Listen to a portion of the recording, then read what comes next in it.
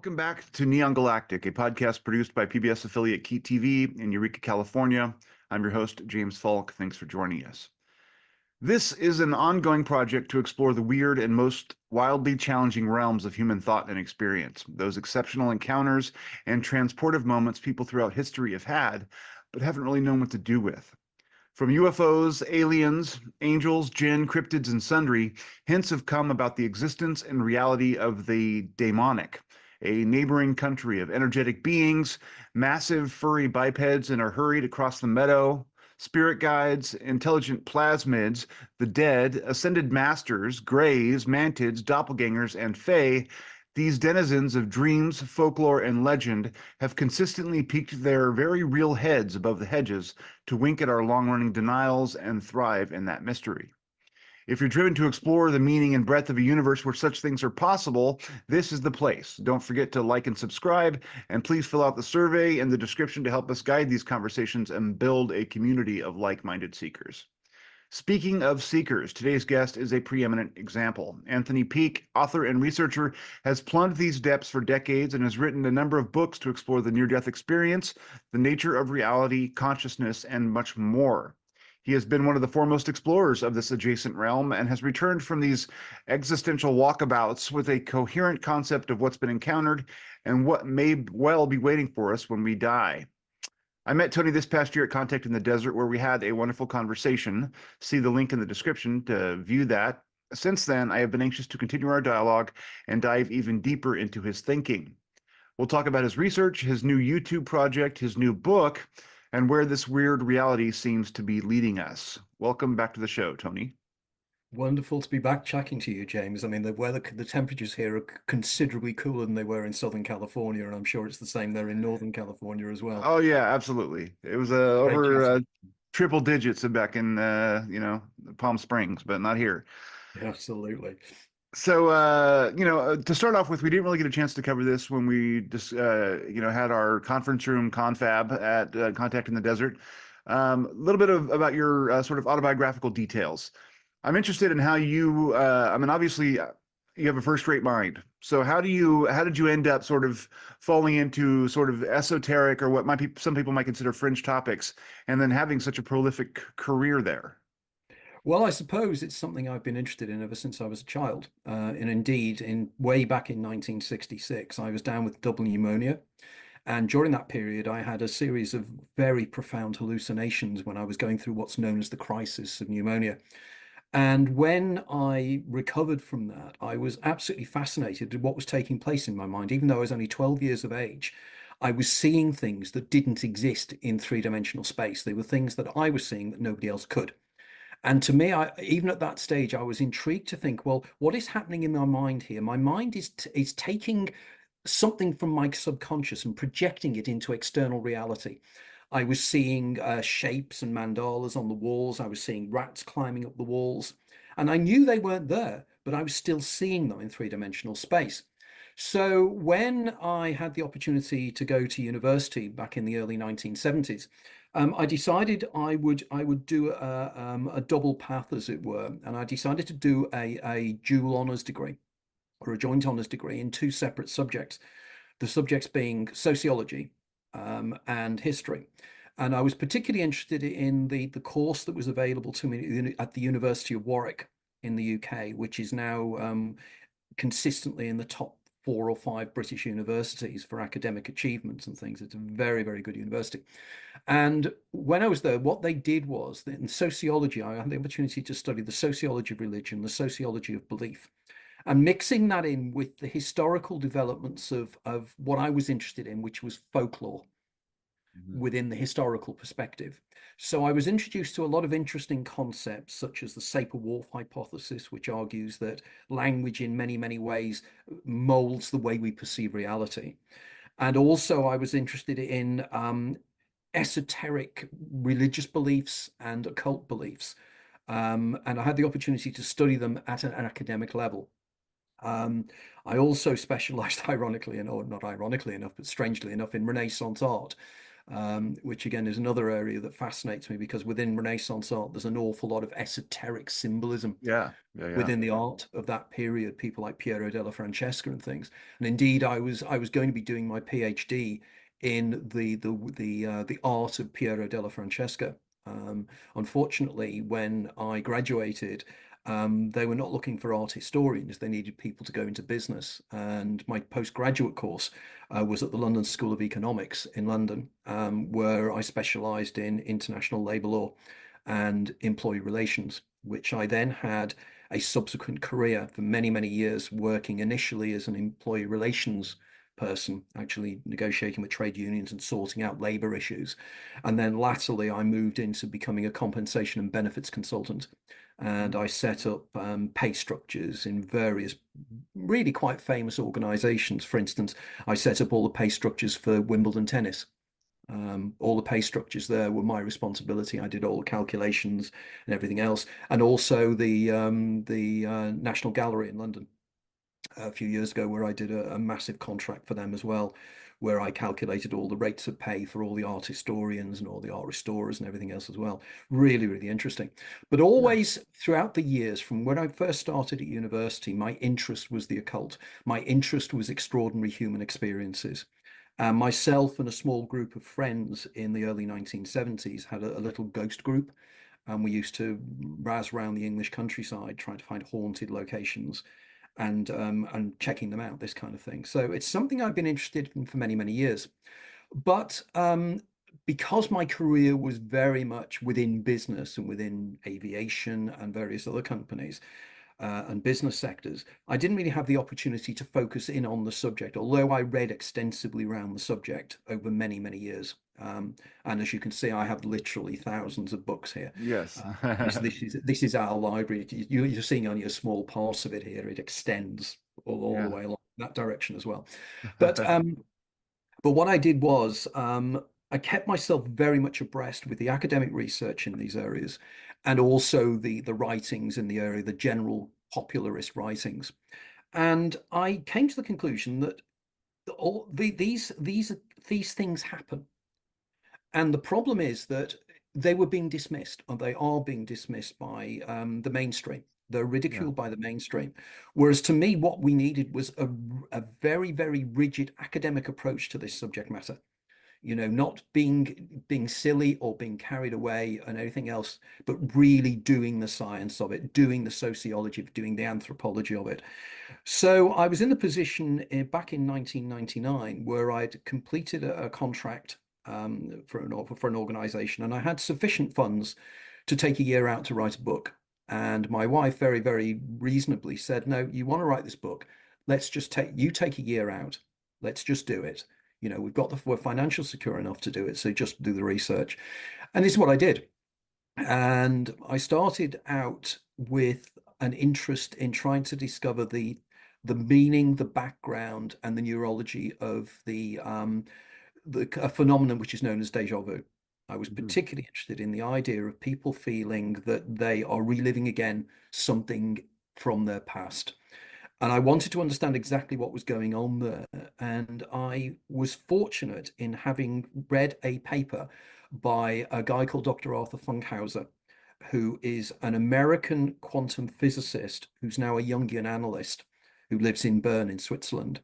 And Art had written a couple of papers on deja vu. And he's considered to be one of the world's leading authorities in the subject. The other leading authority, by the way, is a guy called Vernon Neppe, who is just comparatively north of you in Seattle. And Neppe he's now Professor Neppe, he's a psychiatrist. And he is the guy that's come up with the latest definitions of exactly what deja vu is. Now, I was fascinated by this because I started making links with other phenomena, such as near-death experiences.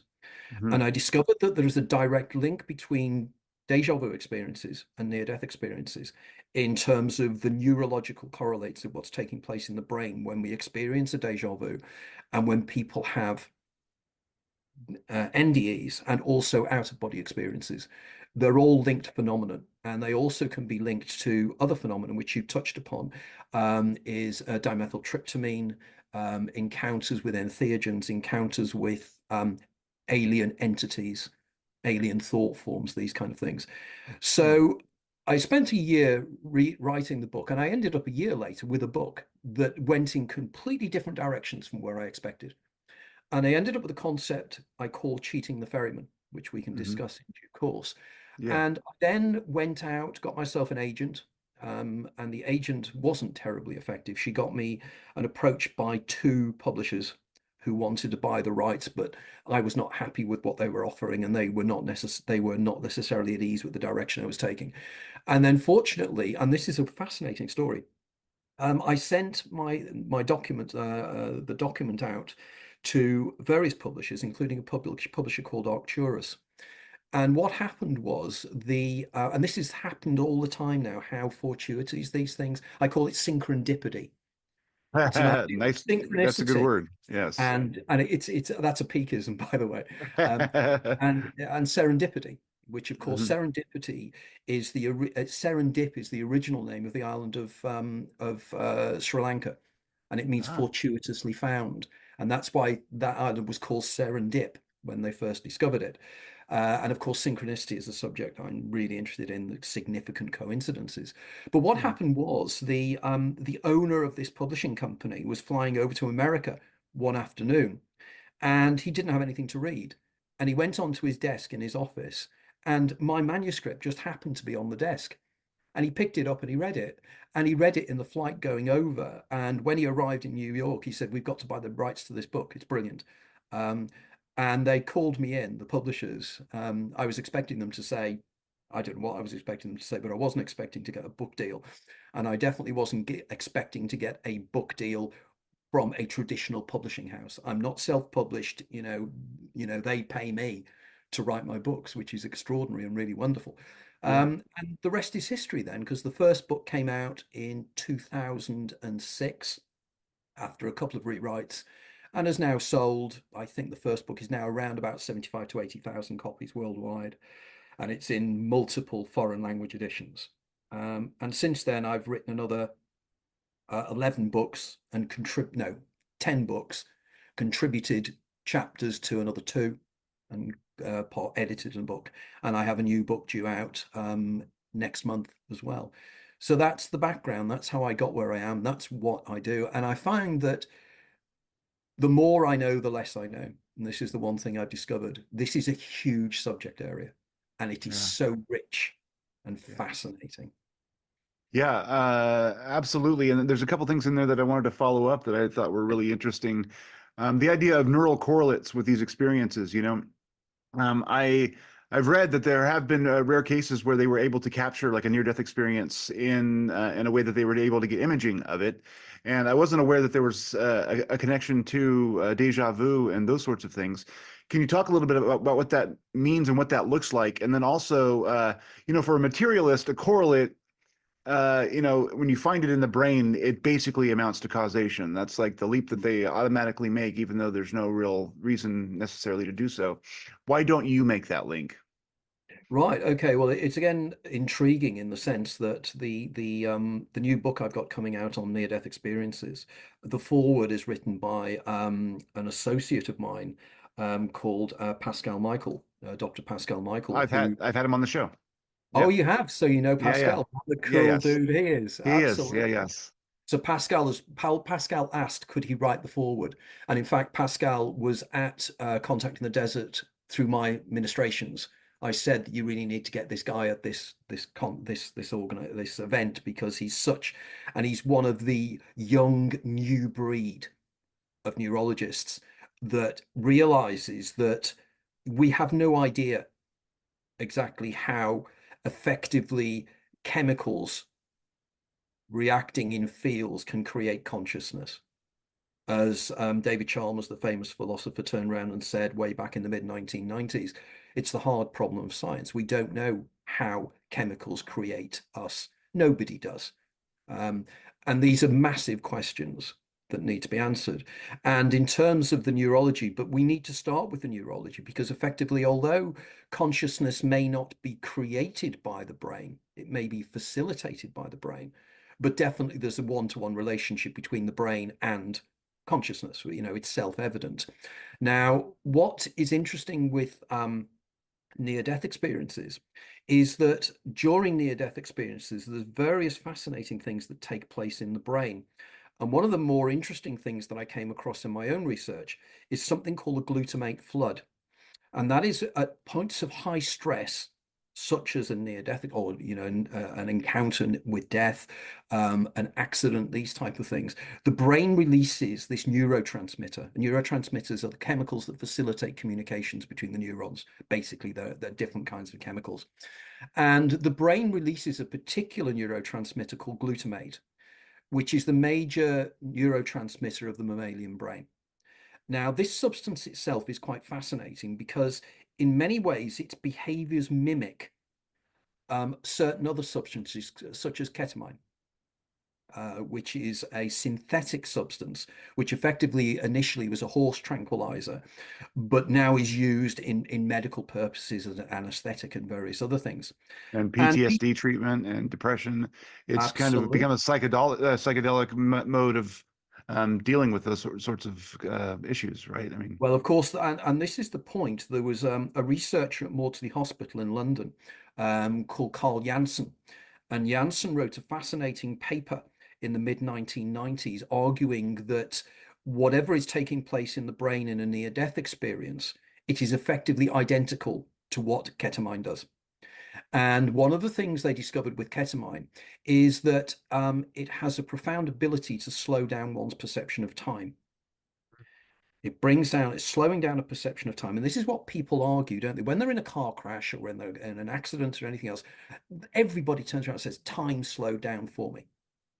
Now, what that is, it's the release of the glutamate within the brain. But what also is fascinating is there is evidence that the brain releases a massive amount of glutamate at the point of death. Now, over the years, initially I thought it was glutamate, but I'm now moving towards the idea that it's endogenous dimethyltryptamine, yes, internally generated dimethyltryptamine. And the reason I'm arguing this point is there's one or two fascinating things. Like, for example, if we discussed this in the last interview, let me know and I'll go off no, and we, not. we did not talk about this Okay. at all. Yeah, Okay. yeah. What Fresh is fascinating? ground. Okay. Now, what is interesting is that we need to look back. There is a technique called Kekara Mudra. And Kekara Mudra is a technique that has been used by yogis in India for many, many centuries. And effectively, it's a technique whereby they train themselves to curl the tongue back to the back of the throat. The reason they do this is they're trying to taste what's called the nectar of transcendence, or Amrit. And it's a kind of a bitter taste at the back of the throat. And when this happens, the mystic goes into an altered state of consciousness.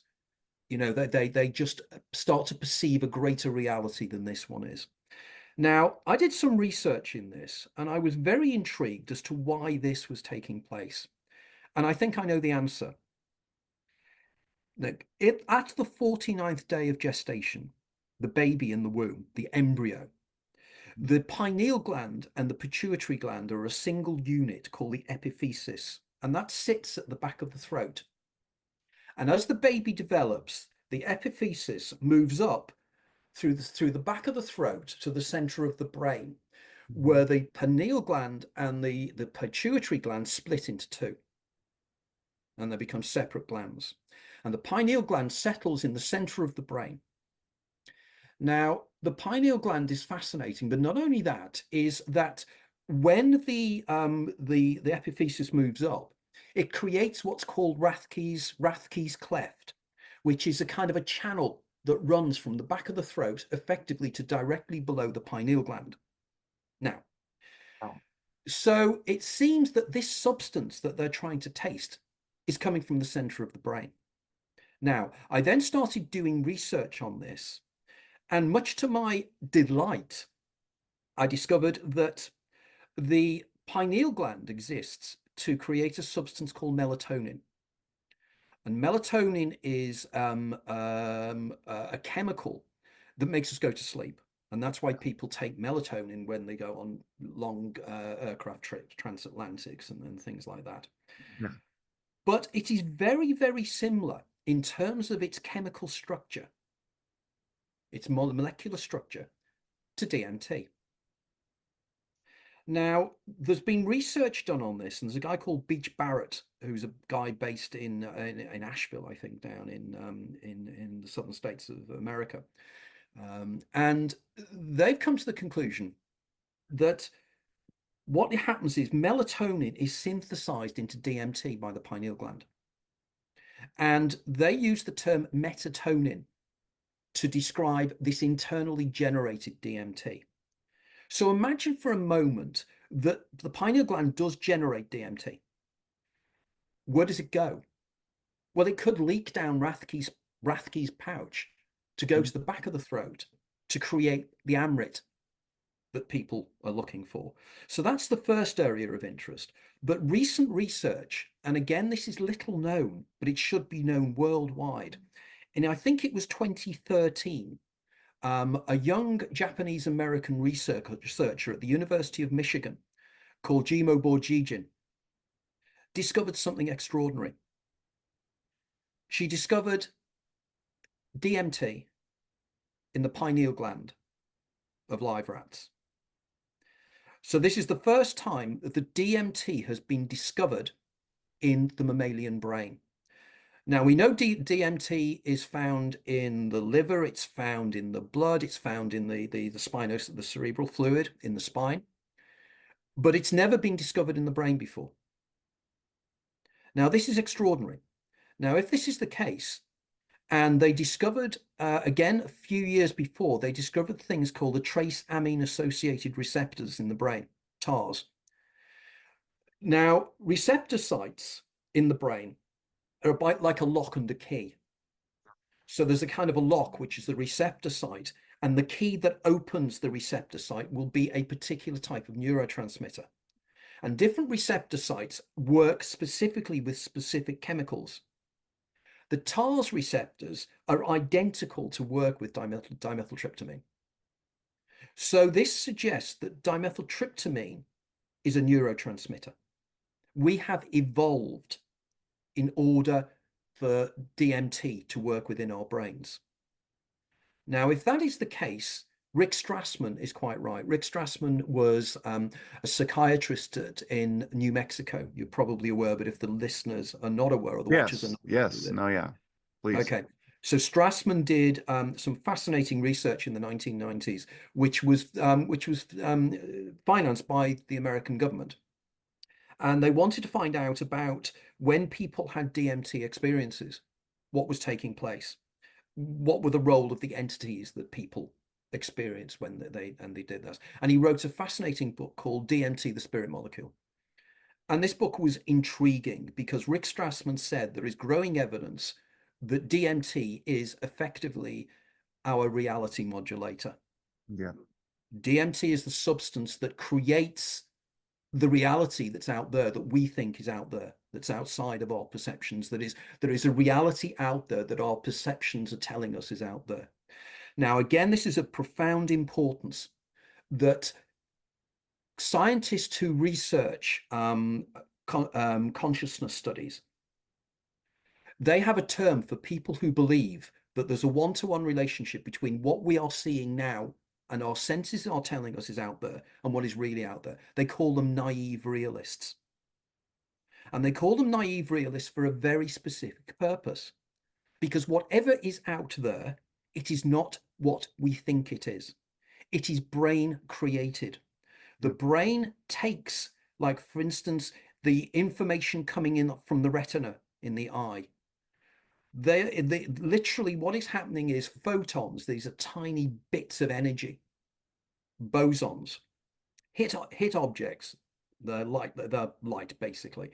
They hit objects outside and they bounce back and they hit our retina. And from these, the retina then creates an image, for want of a better term, of what the external world is. But that image is just information. And that's then transferred from the retina. Now, the retina itself, the image on the retina at the back of the eye, is postage stamp sized and inverted. And it's very denuded. It's not a powerful image at all. That information from the retina is then taken to the darkest part of the brain, the back of the ear, the visual cortex, and some process in there which nobody understands takes that inverted image, the postage stamp size, and it converts it into this three-dimensional surrounding image that we have all around us. Mhm. It's brain created. Yeah. It's So like if Donald Hoffman says, it's basically evolutionarily developed so that we can survive in this environment, but it has no direct relationship to what's actually out there. It's so we can totally, play the game. Yeah. Hoffman and I are on a very similar thing. He's much more famous than I am, but I've actually been doing it longer than Donald Hoffman has in terms of doing this work. I've been doing it for over 2 decades now, and I'm Yeah. delighted that people are, Donald, and his work is fantastic. But I just say, read Donald's work and read mine. Yeah. The synergy is extraordinary, Yeah. um, Yeah. and it's important what he says in terms of this, and he's quite right.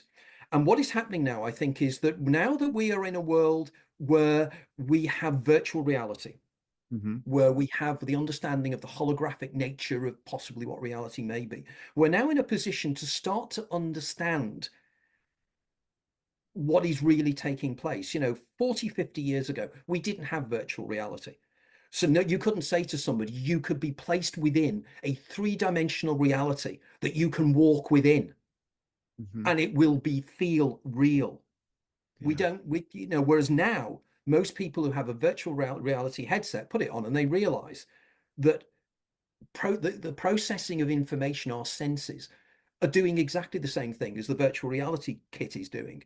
It's Hmm. creating a reality out of digital information. And I argue that everything that we perceive is created out of literal information. Yeah. Everything is data. It's like the matrix. It is data.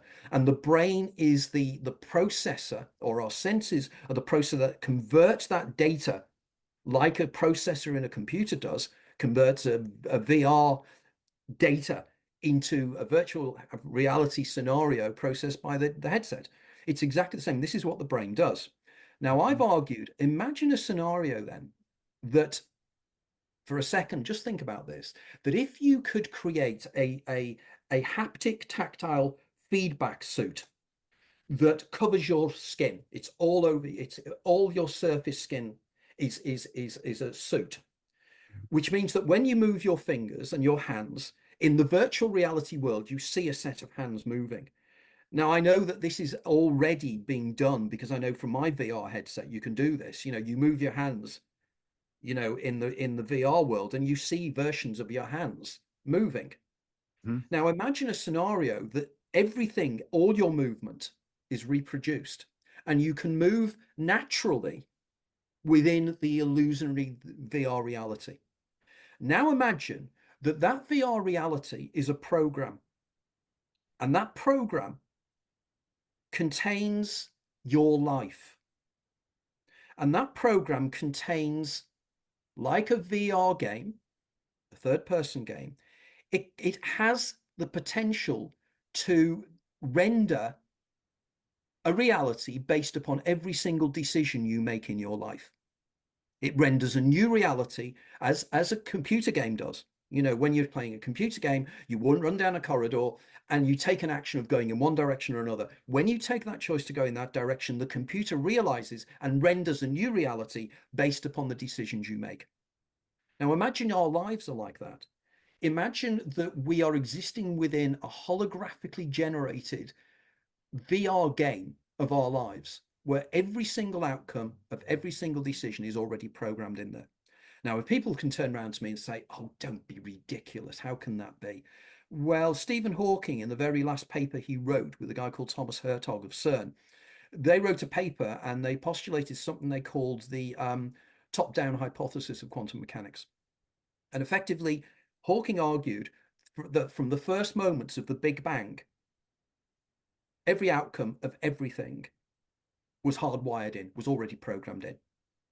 And depending upon the route we take, depends upon what wave function collapses. Now, again, I know you'll understand the concept of the wave function, but just to explain to, again, people watching, according to quantum mechanics, Until a subatomic particle is measured or observed, it only exists as a potentiality, a statistical potentiality of being in one place or another. So a subatomic particle is in what's called a role of superposition. It's everywhere and nowhere until it is measured, and then it collapses, or the wave function, which is the information field that carries the information that describes that object, collapses into a point particle that's located here or there. Yeah. All reality is built out of subatomic particles. Effectively, I think it's 8 subatomic particles. The 5 quarks, electrons, and virtually that's it. So everything exists within fields of information. So the table you're using, the chair you're sitting on, they're 99.999999996 empty space. And the empty space and the only solid bits that are actually in there are point particles, the quarks. And Don't have quarks, mass, and they right? have no mass. Exactly. This is one of the things that people don't realize, for instance, photons. The things that we see that make us see around everything we see is photons. Photons are either a wave or a particle. And again, it's a wave or a particle depending on whether it's observed or not.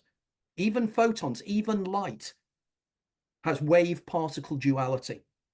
And science does not know why it has wave particle duality, but it's something to do with the act of observation. Now, photons can only ever travel at the speed of light. And according to Einstein, if you travel at the speed of light, something extraordinary happens. Time stops. Yeah, they There don't is age. no time. Yeah. You don't age. There is. So therefore, a photon that is hitting your retina that has left the Andromeda galaxy, as far as that photon is concerned, it hitting the back of your eye and it leaving the star, one of the stars in the Andromeda galaxy, is exactly the same instant. So suddenly you're starting to realize that reality is far weirder than just cryptids and out-of-body experiences. We Yes. take it for granted because it's there. But people, 99% of people never even question the fact that color does not exist. There is no such thing as red. Red is literally just the way our eyes interpret, our brains interpret particular vibrational states of electromagnetic energy. There is no red out there. These things are called qualia. The same is there's no such thing as taste. There's no such thing as the taste of ice cream. Because ice cream doesn't have a taste. Nothing has a smell. It's chemicals. But the chemicals themselves don't have that smell. Ultimately, the smell is created by molecules. But the molecules themselves aren't the smell. It's just because that particular configuration of molecules, we smell as lemon. But there's no lemon out there. So there was a very famous article that was written, academic article written many, many years ago called "What Is It Like to Be a Bat?" And of course, the idea is bats see the universe and the world in a completely different way to the way we do. Why is our version of reality better than how a bat sees the reality? And the question is, no, it isn't. There is no, it is completely subjective. Everything is subjective. And suddenly then we come down to the fact, well, what's consciousness? What is really taking place in consciousness? And these are the areas that really interest me. So the neurology here, the things we're discovering now, for example, there are a group of people working at the University of Sussex, which is about 25 miles from here where I'm speaking now. They've been doing research in psilocybin, in magic mushrooms. Yeah. And what they were expecting to discover was that when you take magic mushrooms, psilocybin, it makes the brain communicate more effectively. The argument was that, psilocybin makes the brain and the areas of brain come together to create the hallucinations that you see and the weird things you see. Much to their astonishment, they discovered the opposite. Psilocybin cuts things off. It stops the brain functioning. Now, again, this is of crucial importance because in 1954, Aldous Huxley wrote a book called The Doors of Perception. Yeah. Huxley argued, together with C.D. Broad and together with the ideas of a guy called Henri Bergson, who was a French philosopher, Yeah. that the human brain acts as a reducing valve. It's there to take information out. A reducing valve is something when there's water pressure, it takes the water pressure out of things, in terms of engines. So the idea is the human brain, as William Blake said, and the reason he called it The Doors of Perception is based upon a poem that William Blake wrote in the 18th century, the British mystical poet.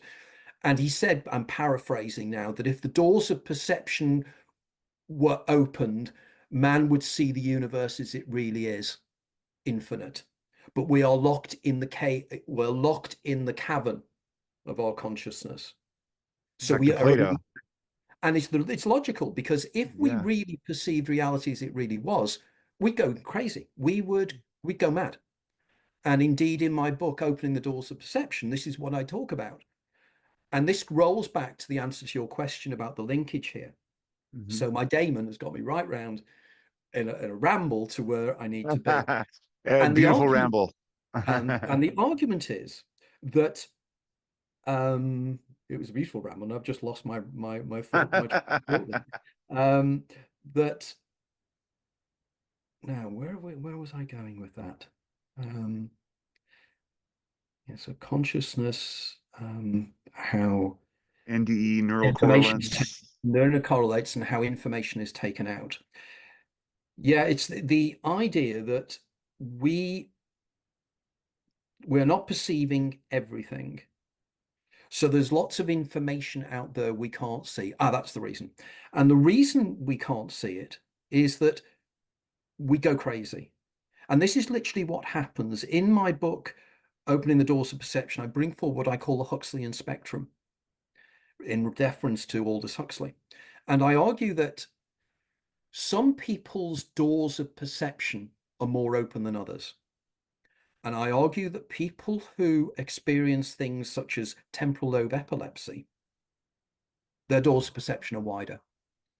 And the linkage here is glutamate, because one of the major facilitators of temporal lobe epilepsy is glutamate.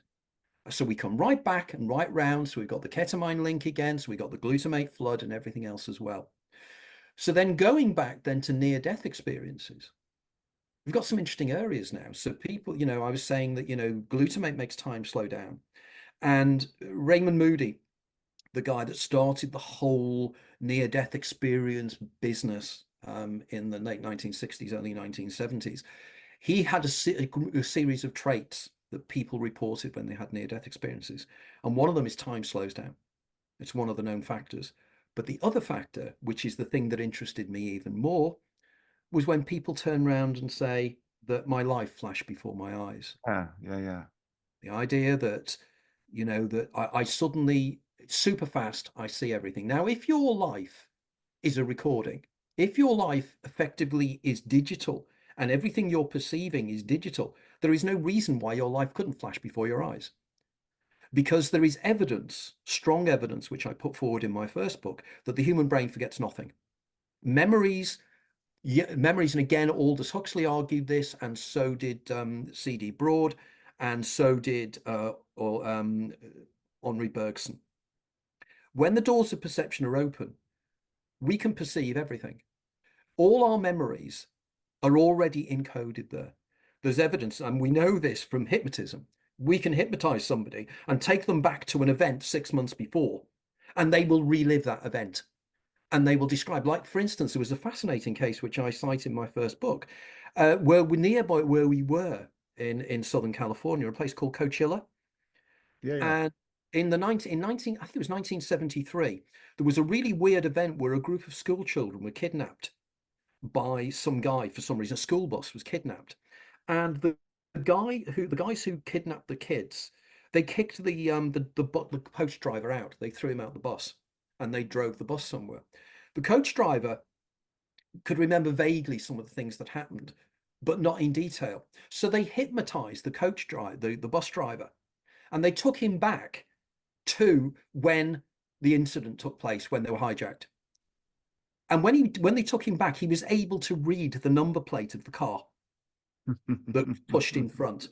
And they then found the kids and they rescued the kids. Now, that to me is powerful evidence that the human brain records everything. Now, again, if anybody is really interested in something astonishing, if you go onto my YouTube channel and you do a search on somebody called Rebecca Sharrock, okay, young Australian girl. Rebecca Sharrock, I interviewed her on my podcast, and Rebecca has what's called HSAM, which is highly superior autobiographical memory. She's one of only, I think, 15 people on the planet that has this. She remembers absolutely everything. She even remembers her dreams. She remembers being in the womb. Now, when I did the podcast, myself and my assistant Sarah, I decided to test this girl live. So she was coming in from Australia. My associate Sarah, her daughter likes Harry Potter, got all the Harry Potter books. I knew that Rebecca also liked all the Harry Potter books. So I decided to test her. So I said to Sarah, Sarah, can you pick at random one of the Harry Potter books? Sarah said yes. So she picked one out. She said, and I said, okay, can you pick a page at random? Then can you pick a paragraph at random and start reading it? And I said, right, Rebecca, I want you to continue the paragraph. Sarah got 4 or 5 words in, and the whole paragraph, just sitting there. Now that to me shows that the human brain, and she is autistic, and autism is on my spectrum. Yeah. So clearly what is happening here is that we can access all this information, and all our memories we can access, which means our memories are stored somewhere. Yeah. The memories, they've never been able to find the location of memory, by the way, in the brain. They know which area processes memory, which is the amygdala, which is near the temporal lobes, but they don't know how the brain stores it. And they think the brain stores memory non-locally. It's not in the brain, it's somewhere else. And also, it seems to be distributed across the brain. It's not You know, no, you can't isolate a memory to a particular spot.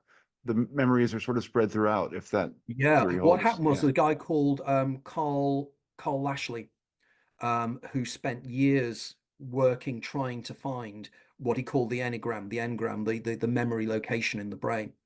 And he came to the conclusion that it was nowhere. You know, he just couldn't understand from the experiments he did. He just couldn't understand where memory was. And it's a huge mystery. But then again, it's no more of a mystery than, as I said earlier, you know, the chemicals reacting with electric fields creates Anthony, creates the people listening, creates the ideas that my words are stimulating in people's minds. There is also in the brain, there's a massive problem. And if you ever want to really have a reductionist neurologist embarrassed, and I've done this with them, and it's true, it really works, ask them about the binding problem. The binding problem is the way we have a feeling of simultaneity. If I see a red ball bouncing down the street, I see just a red bouncing ball. But the ball's movement is being processed in one part of the brain, the redness is being processed in another, and various other things are being processed in different parts of the brain. Now, the brain communicates, and it's fast within the brain, but it's not lightning speed, it's not light speed. You know, it's not that fast. So how do we get a feeling of simultaneity? We do that for either 2 reasons. Either the brain buffers information, i.e., it waits until it's got all the information and pulls it together, or it communicates non-locally. It communicates in a different way to the way the neurons communicate. And again, in one of my books, I argue that I think it's the glial cells in the brain. And I believe, I don't know if you do you know about glial cells? Vaguely. I Okay, would, yeah, okay. please, yeah, please.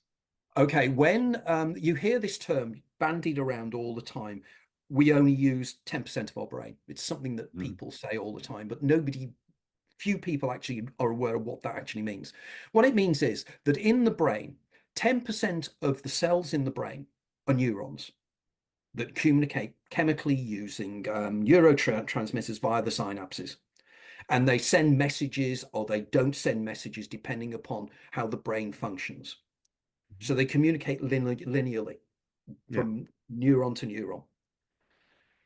But 90% of the brain and the cells in the brain are not neurons. They're called glial cells.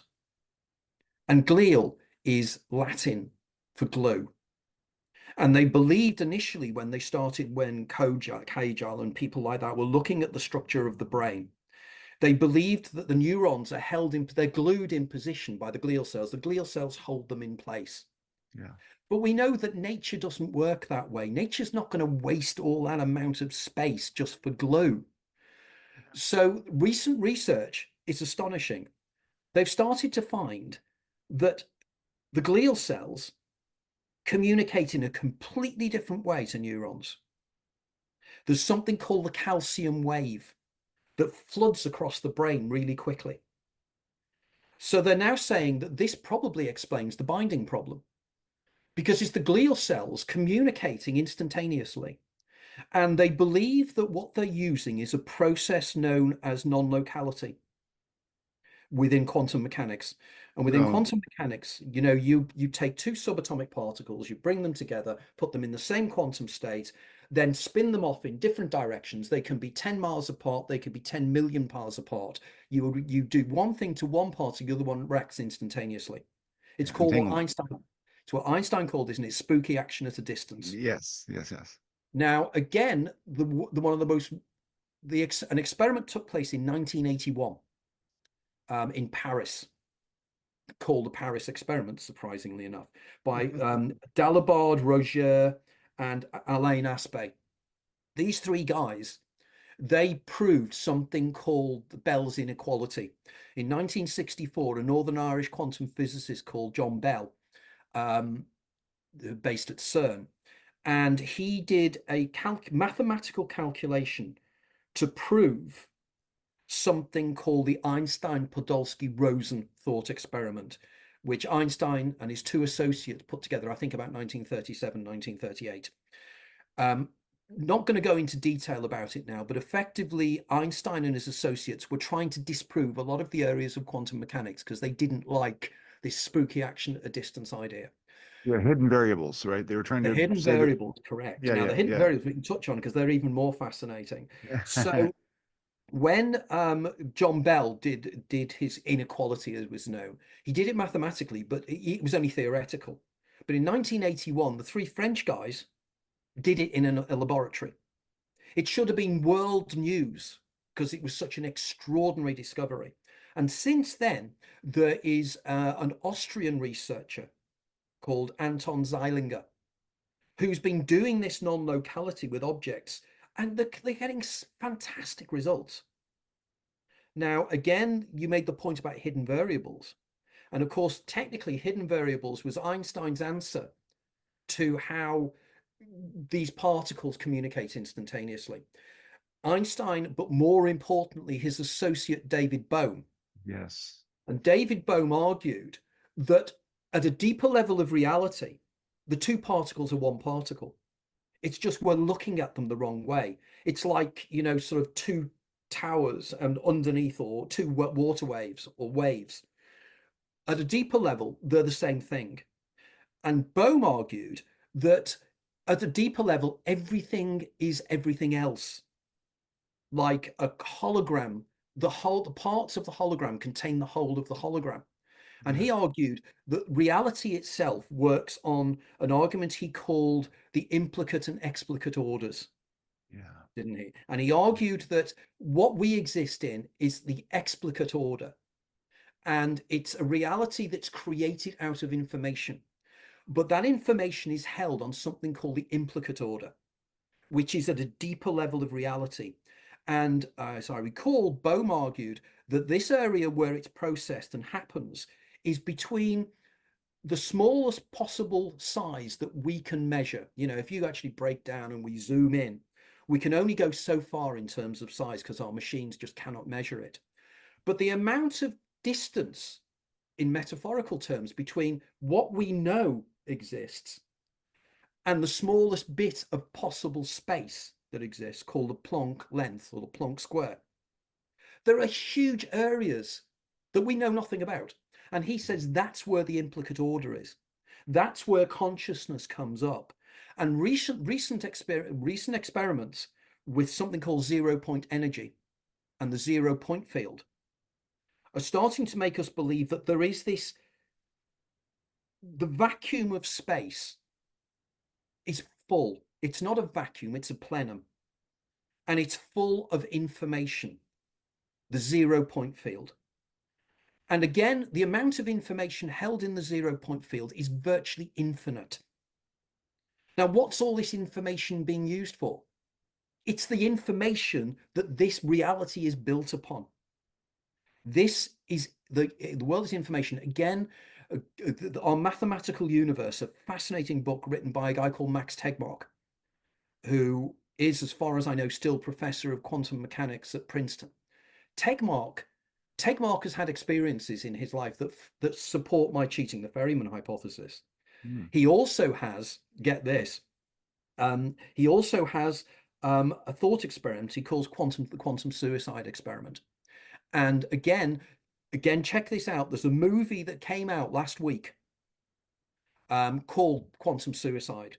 I'm in contact with the guy, the director and the writer of it, and he's reading my work at the moment.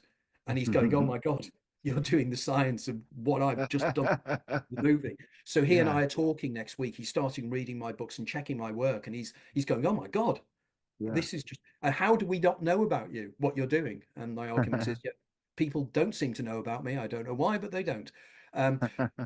But quantum suicide, again, is the idea that we can never die because we are creating our reality. And without us, our reality can't exist. So we continue. We die in other people's lives. You know, friends you know that have died. I say this when I do my talks. Isn't it extraordinary that in your life, you've known hundreds and hundreds of people, and hundreds of people have died. You're still here. And I argue you continue being here because this is effectively you're collapsing the wave function of your particular game. And when you interface with other people, it's because, and this is where it gets interesting, people turn around and say, well, what are other people? If you are living in this simulation, who are other people in your world? And my argument is they're exactly the same as you.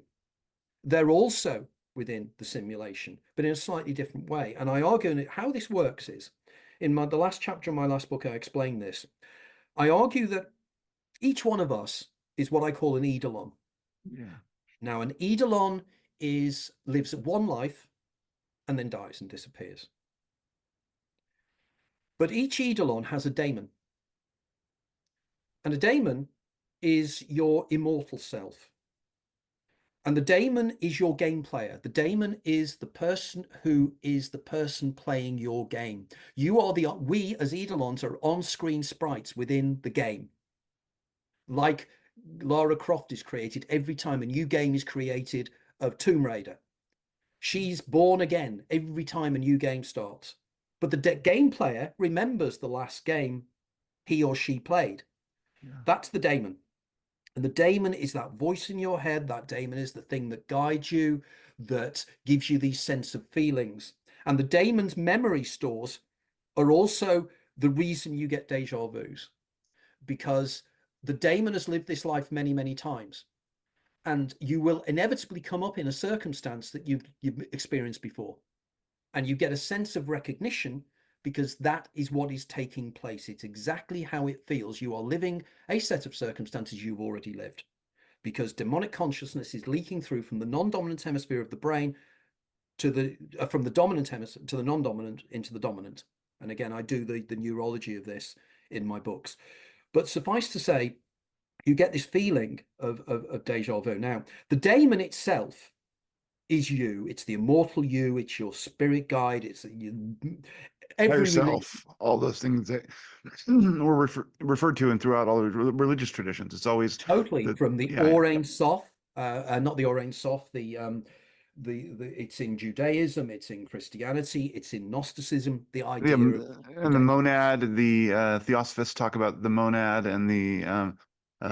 the ego, which goes down into the personality. I mean, there's like various layers of it, but yeah.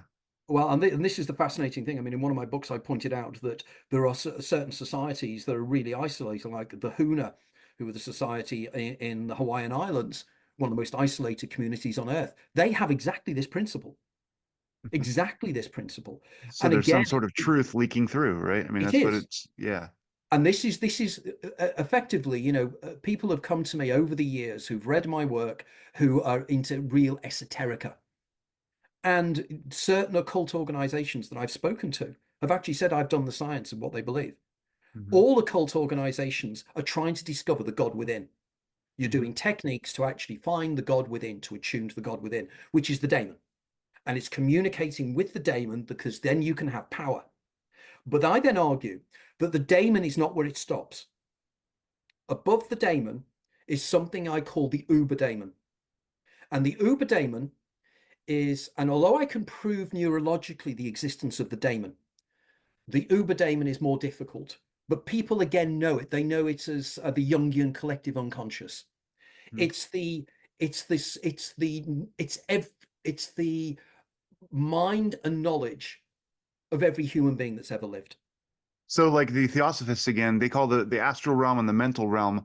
Would that sort of correlate with the mental realm of the Theosophist tradition? Does that Oh, make sense? absolutely. I mean, Yeah. the Theosophists. I was invited. I spoke at numerous Theosophy meetings around about 25 years ago, and then they asked me to write an article for their magazine on these principles. And because some of the things I did conflicted with what Madame Blavatsky said, they didn't like it. And I thought, well, I'm not going to be associated with any organization that really, if it conflicts with what you believe, Yeah. it's nonsense. If facts are facts, and if Yeah. it's The important thing is to find the resonances among all these traditions. It's like exactly no, they're not all saying the same exact thing, but they're all saying basically the same thing, and that's where we it's construct a joint picture that maybe approaches the and, truth, right? I and mean, this is that's again where the great Aldous Huxley called it the perennial philosophy. yeah. The perennial philosophy is these very principles I'm putting forward now. Now, this collective unconscious that sits behind everybody, this is where we all are. We are all like waves off an ocean. We think we're individuated, but we're not. We are part of a greater consciousness, which I call the Uberdaemon. But then above that, there's something I call the Godemon. And the Godemon is the everything, the informational field that is everything. So we are a singular monad. We are a Hmm. singularity that's Yeah. experiencing itself subjectively. Now, again, Bill Hicks in his famous monologue, breaking news, young man on acid discovers that matter is just energy moved down to a slower speed, and we're all one consciousness experiencing itself subjectively. And that's exactly what all the great philosophies argue. This is the central premise of Gnosticism. The idea that we are individuated. And again, you probably know I wrote a biography of Philip K. Dick a few years Yeah, ago. I did know And one that. of Philip K. Dick's most intriguing novels is called The Divine Invasion. And in The Divine Invasion, there's a young boy called Manny. And Manny realizes that he's God, that's forgotten he's God. And the argument is, and I think, this is not original to me, but just imagine if you are the consciousness of the universe, you are the universe. You're there. So what do? It's boring. So you invent time, or you create time, or time as an illusion, because I wrote a book called The Labyrinth of Time about time. And you embody yourself within the universe you create, and then you forget Yeah. who you are. And there's a technical term, the ancient Greek mystery cults called it amnesis. And literally, and this is where how what I consider astonishing how all-encompassing my hypothesis is, that the ancient Greeks believed that when you died, you cross the river Styx. That's why I call the concept cheating the ferryman, because you don't Mhm. actually cross the Styx, you cheat the ferryman, you don't pay him. Right. But when they said when you got to the other side, you were given the choice of either staying in the underworld or the world of the dead, or drinking the waters of the Lethe, which is the river of forgetting. And by drinking the water, you would forget that you'd lived previous lives, and you would go back and live your life again. Now, certain individuals, the argument goes, according to the ancient Greeks, and Philip K. Dick argued this as well, have an effect called anamnesis. And anamnesis is the loss of forgetting. And you suddenly realize who you really are, what you really are. You are an immortal entity. And I think this is where avatars come from. This is when some people who decide to come back in the simulation to help other people. Now, again, the more I've researched into the history of religion, the history of theology across the world, these are universals. I am writing the science of every belief system, from Kashmiri Shaivism, where Kashmiri Shaivists, they actually venerate the pineal gland, for example.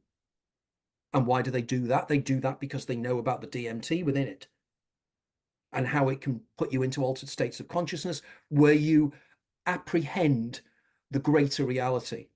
And that then brings us back round to now to dimethyltryptamine and the experiments being done with dimethyltryptamine and how they're discovering entities. You know, there's a group of people I know that are doing research at Imperial College, and they're deliberately being allowed to take DMT in order to encounter entities and interface with them. And the results they are getting is astonishing. You know, we are really at a very exciting time at the moment. The old school, the old materialist reductionist school is fading away. Now, I do not criticize material reductionism because it's the way we help us understand how the universe works. Exactly right. We We would wouldn't be like, here if it we wasn't couldn't for the come in, we couldn't do materialists. this. Yeah, exactly. But the problem is that materialist reductionism doesn't work when it comes to things like consciousness. You can take the brain apart down to the molecular level. You'll never find consciousness. Whereas you can take a machine apart and you can understand how that machine works. You can't do that with the brain. In fact, you know, life itself, I have a whole chapter in my new book on death experiences about what is life and what is death and what's the difference and how does life happen? How does consciousness happen? How do we know that somebody is actually dead? When we talk about the near-death experience, do we really mean the near-death experience? Is there an after-death experience? Is there a real death experience? Or do we never get to the point of death because we fall out of time, which is what I argue in Cheating the Ferryman. That was a wild ride. Thank you, Tony. I appreciate it, and these conversations are always wide-ranging and thorough, and take us in directions that I never expected. So let's call this chapter two, and then we've got to do more later on at some point. Absolutely. I'll get your new book and I'll check it out as well and read that. And yeah, I mean, watching all of this stuff unfold, I mean, whether it's the UFO phenomenon, whether it's consciousness research, the DMT sort of research, on all these frontiers, we're advancing in ways that promise to reinvent our conception of what it is to be human and what it is to live on this planet and, what existence is. And it seems like it's going to lead to a point where there is this transformational break where we suddenly have to reinvent. Well, I think Uh, it's because I call it the egregorial, an egregorial science. I think it's because we're starting to realize that we are co-creating our science. yeah. That, that I had considered writing a book on this, the idea of the number of scientific discoveries that are discovered because people think that they're there. I'll give a classic example of this. Uh, I. Rabi, who was a Nobel Prize winning guy, when they discovered the muon, um, he turned around and he said, "Who ordered that?" You know, Yes. and it seems that we think we suddenly it very much comes down to a sociological concept called the theory of revolutions Mm. by Cohn, a guy called Cohn. And the idea is that science, the science has within it the seeds of the next scientific paradigm. And our present materialist reductionist paradigm has worked very, very well. But we're now getting to the point we have things that we cannot explain. Now, again, in 1896, I think it was, well, I don't think it was, I think it was 1896, but it was Albert Michelson of the Michelson-Morley experiment was opening up a new laboratory at the University of Chicago, and he made a speech, and he turned around and he said, "Science, we're at the point now where we know virtually everything. We scientists in the future will be calculating things to the sixth decimal point, just more all fine tuning." And he said there are only 2 or 3 dark clouds on the horizon that we're not quite sure about, but we will. And this was black body radiation, the photoelectric effect. And I think there was another one I'm not sure, I'm trying to remember what it was now. But effectively, in 1900, December 1900, Max Planck stood up and changed everything, made a speech in Berlin where he put forward his idea that energy is not continual, energy comes in packets or tiny quanta, and that caused the quantum revolution.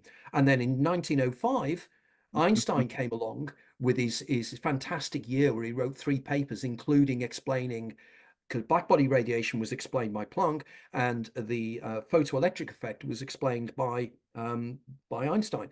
And suddenly, those 3 problems that were the problem changed everything, and suddenly a Yeah. whole new science occurred.